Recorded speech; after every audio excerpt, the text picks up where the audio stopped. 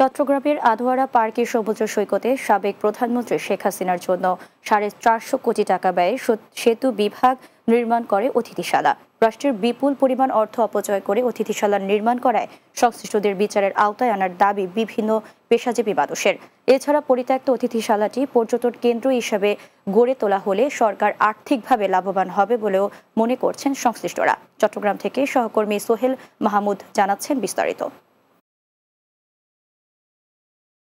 চট্টগ্রামের আনোয়ারা পার্কি সমুদ্র সৈকতে 72 একর জমির উপর প্রায় 5000 বর্গফুটের এই অতিথিশালা নির্মিত হয়েছিল সাবেক প্রধানমন্ত্রী শেখ হাসিনার জন্য।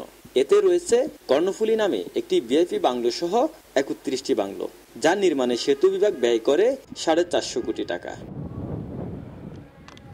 আধুনিক নির্মাণ শৈলীতে নির্মিত এই অতিথিশালায় রয়েছে সম্মেলন কেন্দ্র, স্বাস্থ্য কেন্দ্র, হেলিপ্যাড, পুলিশ ও ফায়ার সার্ভিসের স্টেশন সহ জাদুঘর। বসানো হয়েছে উচ্চ ক্ষমতার শীততাপ নিয়ন্ত্রণ যন্ত্র।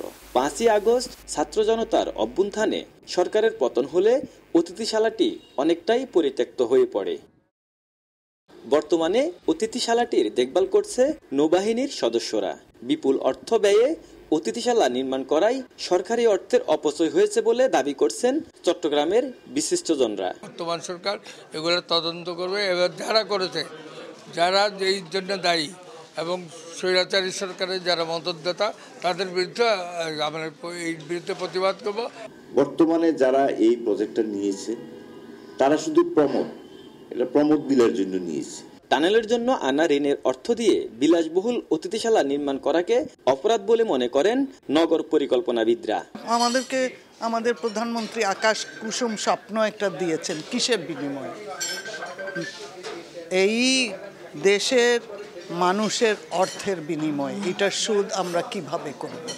সো দিস ইজ আমার কাছে একটা প্ল্যানিং এর তরফ থেকে দিস ইজ ক্রিমিনাল অফেন্স। রাজস্ব আয়ের জন্য পরিত্যক্ত এই অতিথিশালাকে পর্যটন শিল্পের বিকাশে ব্যবহারের সুপারিশ চট্টগ্রাম মেয়রের। এই রিসোর্সটা না করে সেখানে তারা যদি একটা ইকোনমিক জোন করে দিতে পারতো এবং সেখানে যদি তাদের যে ইনফ্রাস্ট্রাকচার, বিদ্যুৎ, পানি, গ্যাস তারা যদি এনশিওর করতে পারতো, তাহলে পরে এটা আরো বেশি ভাইবেল হতো। শুধুমাত্র ব্যক্তি বিশেষের জন্য নয়, রাষ্ট্রীয় অর্থ জনকল্যাণে ব্যয়ের কথাও বলছেন সাধারণ মানুষ। সোহেল মাহমুদ, বাংলা টিভি, চট্টগ্রাম।